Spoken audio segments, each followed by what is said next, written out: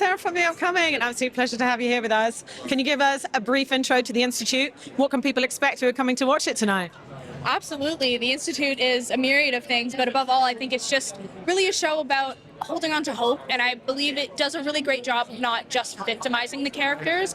We aren't marked by our experiences, rather our experiences are just a mark on our overall personalities, and yeah, we're still able to hold true to who we are as kids still, you know?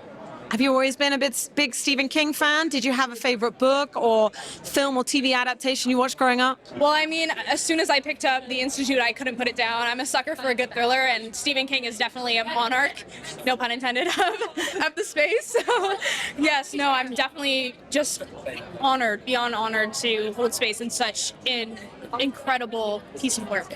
And tell us a bit more about your character specifically and how she fits in this world of kids with unique abilities, let's say. Yes, so Kicia is a long-standing member of the Institute. She is really a natural-born protector. She really has such a level of altruism while also being so powerful and just being such an intangible light. She really is such a beacon of hope to everybody, even though these kids are really put through the ringer. But yeah, I just love her.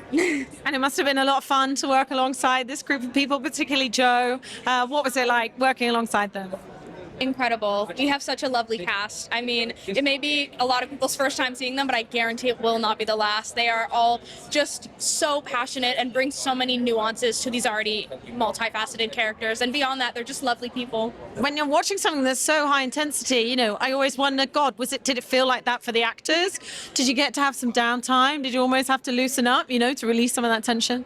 Right, for sure. It can definitely get a little high-strung in those environments, but I think it's really great to have such an amazing cast to fall back on, and really we ground each other, which is really nice. In between some of our more intense scenes, we're able to just, you know, check in with one another and have a laugh in between takes, which is always just amazing. Did you have a favorite scene or one that you found most challenging? Woo!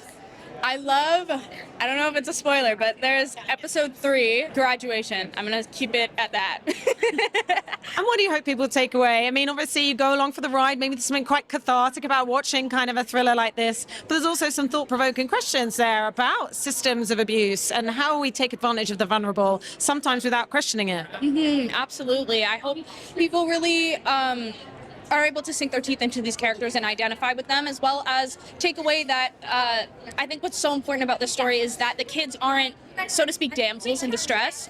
We really are a driving force in order to, you know, achieve our goal. I'm trying not to spoil anything.